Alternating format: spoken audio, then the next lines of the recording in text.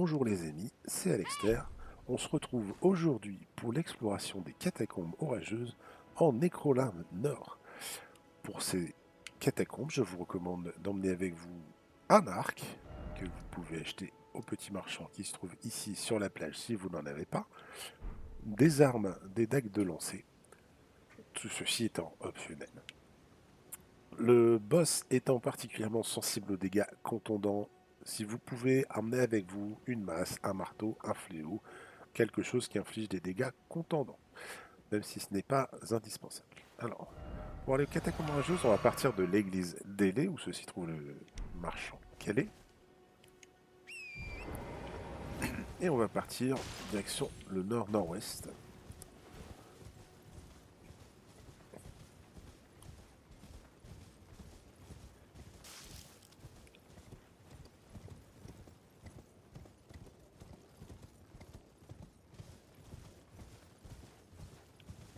Il va venir passer, voilà, traverser Petit Fourré, et la porte se trouve juste ici.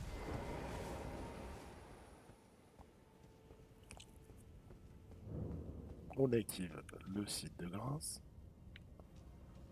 et on y va.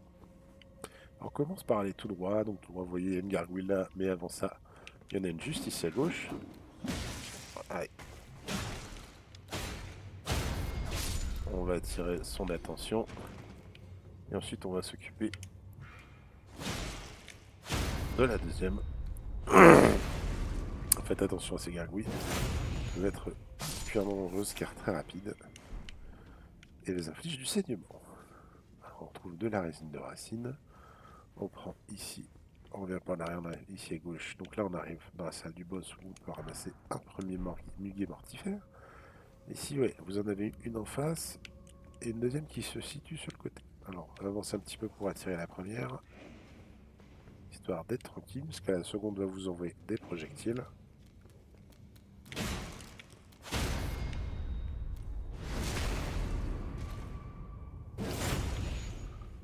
En deuxième, vous pouvez, et ah voilà, la descente du son, c'est parfait. Vous pouvez éventuellement la tuer à distance si elle vous casse les pieds, sinon vous attendez simplement. Vous aurez l'occasion de la tuer plus tard.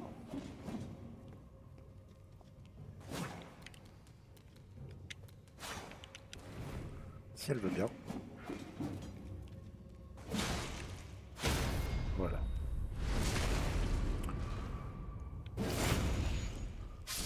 On ramasse ici une violette funéraire. Vous avez un deuxième muguet mortifère ici. Et on va prendre le petit chemin qui se situe là derrière. Alors là, faites attention tout de suite sur votre voie. Vous voyez, il y en a une qui est là. Et dans le couloir, il y a du feu qui crache. On commence par s'occuper de celle-là. Pour essayer d'attirer son attention. Pour la faire descendre. Ne restez pas en dessous quand elle se laisse tomber, sinon elle vous inflige des dégâts. Et ici, le couloir où on va avoir besoin de l'arc. Donc l'arc ne sert qu'à viser. Hein. Bon, voilà. Vous voyez au fond le poteau qui crache des flammes, vous le visez bien, soit vous tirez une flèche, ou vous lancez une arme de lancer, ça fonctionne aussi très bien. Si vous n'avez pas d'arc, vous pouvez vous contenter d'essayer de viser à peu près avec la de lancer, mais ça risque d'être moins facile, vous risquez de perdre des thunes. Et si vous n'avez rien de tout ça, c'est pas grave, il y a quand même une alternative qui est un petit peu plus sport, mais on va y aller, je vous montre ça tout de suite. Alors, entre deux jets de flammes, on court.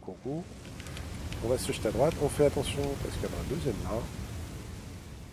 On va tranquillement attendre. Entre deux jets, voilà. Le jet se calme, on se dépêche de courir. Et ne faites pas comme moi. Voilà. Vous pouvez soit taper dessus pour la faire descendre, une roulade à côté fonctionne bien, et sauter dessus peut la redéclencher aussi. Ramasse la caboche causante. Voilà, on la fait redescendre. Et on va faire pareil ici. Donc là c'est pareil, hein, vous avez une petite encoche sur la droite.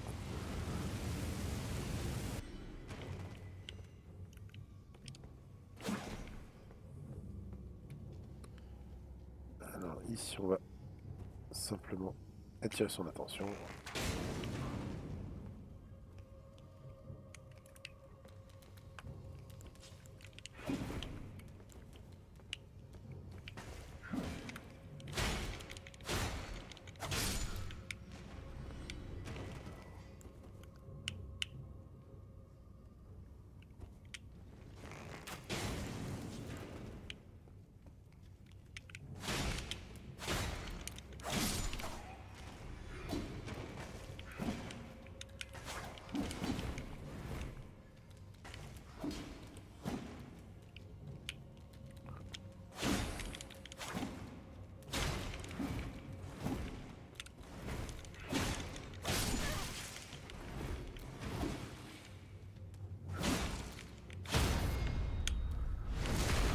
Et voilà.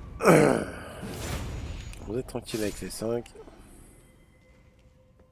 On va pouvoir ramasser ici le papillon, le muguet fantomatique. Et on repart dans l'échelle qu'on a vue juste ici.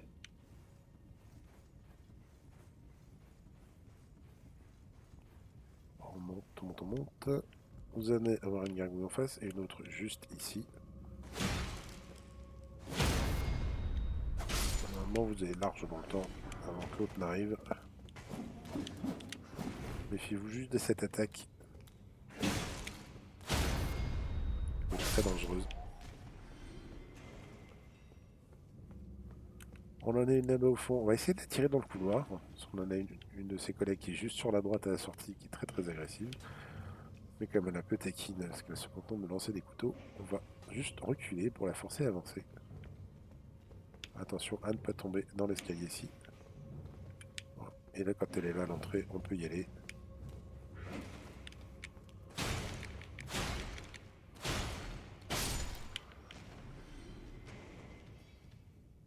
Là, vous êtes bien. Et là, voilà. Elle est très très active, celle-là. Elle réagit au quart de tour.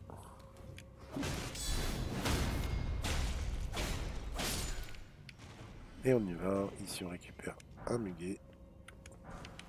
Les cendres de nobles errants. Et on va revenir un petit peu en arrière. On descend là. On fait attention à la gargouille qui a des gilets de descente. C'est très bien. Comme ça, on n'a pas à s'en occuper. Il y en a une ici au fond. On va directement dessus. On s'en occupe avant qu'elle se réveille. Voilà. On récupère ici le muguet mortifère. Et on va ouvrir la porte. Tirons le loup.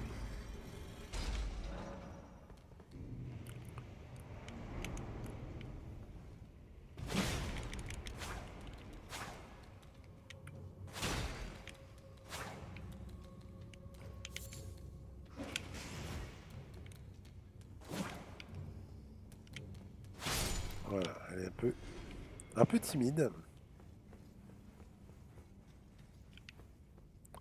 Et on va arriver au boss. Alors si vous avez épuisé beaucoup de potions, n'hésitez pas à remonter jusqu'au site de grâce pour vous reposer, refaire le plein et repartir en pleine santé.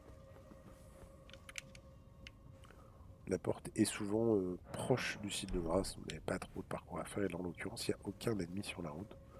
Donc vous êtes plutôt tranquille. Il n'y a pas de raison de se priver. Là on va tout droit, on passe les portes. Si vous avez des buffs, c'est le moment de les mettre. Et on va y aller. Donc là, un veilleur de l'arbre monde. Alors, première chose à savoir, si vous restez à distance, si vous êtes magie, évidemment, là, il va pas le faire. Voilà, donc, première chose à savoir sur le veilleur de l'arbre monde, c'est qu'ils ont l'air très pato, mais leurs attaques partent très très vite. Voilà, vous voyez ce qu'il fait, si vous restez à distance, il va se contenter de faire ça, et vous n'aurez jamais vraiment d'opportunité de taper dessus. Donc, malheureusement, pour le veilleur de l'arbre monde, il vaut mieux rester à portée. Si vous avez un bouclier, vous avez possibilité de bloquer. Alors attention à bien lécher votre posture entre deux pour recharger votre endurance. Vous reculez.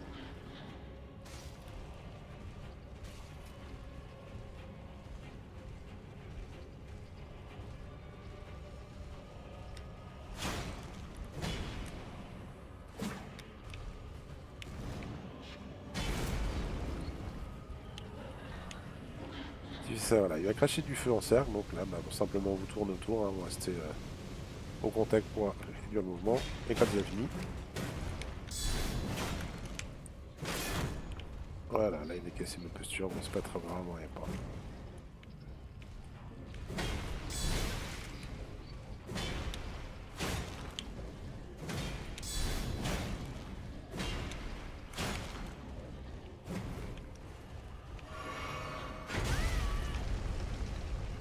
Alors, il peut faire des petits dashs en avant qui peut être comme ça.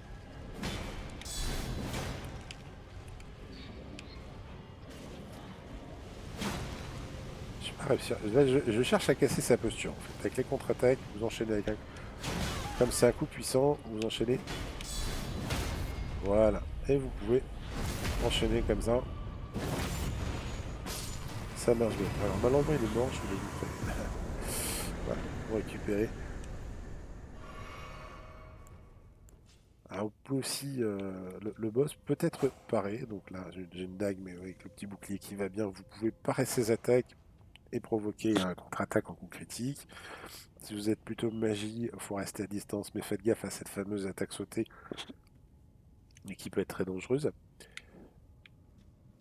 Et sinon, le mieux reste quand même en général le corps à corps. Vous tournez simplement autour de lui pour esquiver cette attaque. Dès que vous avez une ouverture, vous tapez.